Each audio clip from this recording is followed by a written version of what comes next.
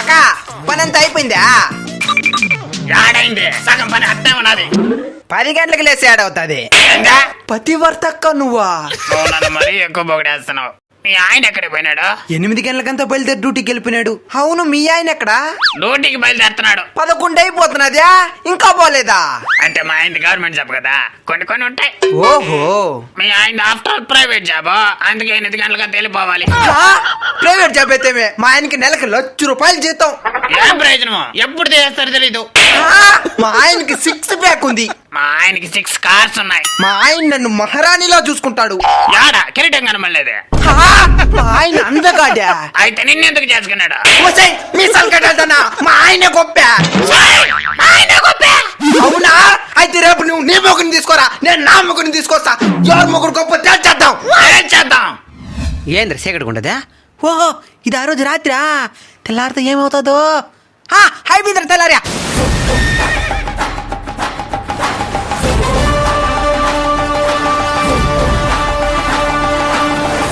నేనే జడ్జిని. వీళ్ళందరికి పోటీలు పెట్టి ఎవరు గొప్ప తేల్చేవాడిని. సిద్ధమా? సిద్ధం. సరే, టక సమాధానాలు చెప్పాలా. వాళ్ళు లేట్ చేశారంటే డ్యూటీ నుంచి నా భార్య వచ్చేస్తుంది. ఆ వచ్చేటప్పుడు నేను కూర ఉండేలా నా భార్య చెప్పుదా. సరేనా? సరేలే. సరే శ్రీదేవి గారు, మొదటి ప్రశ్న మీకే. శ్రీదేవి? ఆవిడ పేరు శ్రీదేవి. ఇంట్లో వాళ్ళు తెలియకుండా పెట్టేస్తున్నారు. వాళ్ళకి మాత్రం ఏం తెలుసు, పెద్ద అయితే ఇది మారిగా అవుతుందని. ఓకే శ్రీదేవి గారు, మొదటి ప్రశ్న. మీ ఆయనకి ఏదంటే ఎక్కువ ఇష్టం? విడాకులు. మీరు చెప్పకూడదు సమాధానం, మీ భార్య చెప్పాలా. ఇది వరకు లేట్ చేశారంటే నేను వెళ్ళిపోతాను. ఒక మగ మనిషికి ఇంట్లో ఎన్ని పనులు ఉంటాయా? సర్లే, నా భార్యని అడుగు. చెప్పండి శ్రీదేవి గారు, మీ ఆయనకి బాగా ఇష్టమైనది ఏది? మా ఆయనకి బైక్ అంటే చాలా ఇష్టం. సరే గిరి గారు, ఇప్పుడు మీరు సమాధానం చెప్పాలా. ఒకవేళ మీ ఆవిడ బైక్ అయితే మీరేమవుతారు? యాక్సిడెంట్ అవుతా. ఏమే భార్యని చంపేసేదానికి బాగా ఆలోచించి చెప్పు.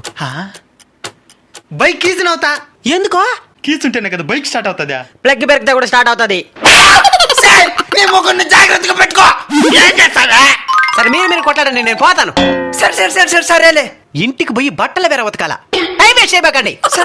సరే గిరి గారు, మరొకసారి బాగా ఆలోచించి చెప్పండి. మీ ఆవిడ బైక్ అయితే మీరేమవుతారు? పెట్రోల్. ఎందుకో? పెట్రోల్ ఉంటేనే కదా బండి పోయేదానికా? ఇప్పుడు బ్యాటరీ బండ్లు వచ్చేస్తుండే. మళ్ళీ చెప్పింది మర్చిపోయినావా? ఇంకోసారి చెప్పు. ఆపండి. సరే యుగంధర్ గారు, మీరు చెప్పండి. మీ ఆవిడ బైక్ అయితే మీరేమవుతారు? 2 చక్రాలను అవుతా. ఎందుకో? నా భార్యని నా సొంత భుజాల మీద మోస్తూ ముందుకు తీసుకెళ్తా.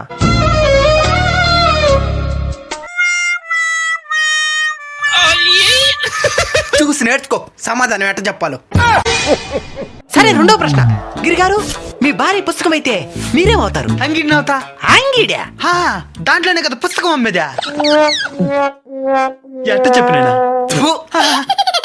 సరే, మీరు చెప్పండి యుగంధర్ గారు, మీ ఆవిడ పుస్తకం అయితే మీరేమవుతారు? ఆ పుస్తకాన్ని కాపాడే అట్టను అవుతా.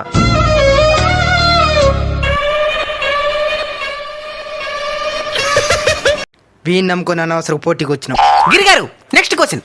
మీ ఆవిడ మంది అయితే మీరేమవుతారు? ఇది కదా మనకు కావాల్సిందా? చెప్తాను చూడు. చెప్పండి. ముందు దీనికి పెద్ద ప్లానింగ్. మంది అంటే పురుగుల మంది కాదు. అదే చికెన్ పకోడా అవుతాను.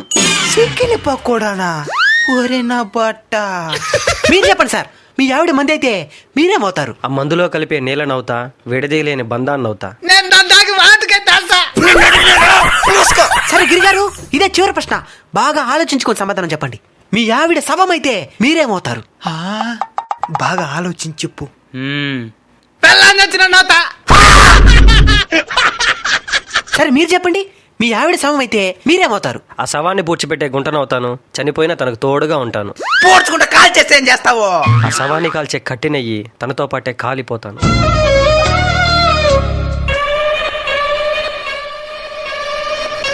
ఎందుకని సార్లు చూస్తావా? అమ్మా, భర్తని బయట ప్రదేశంలో కొట్టకూడదు. ఎవరుంటే ఇంటికి పోయి చూసుకోండి. ఇంటికి రారన్న బట్టని కథ చెప్తాను. యుగంధర్ గారు, మీరే ఈ పోటీలో గెలిచారు.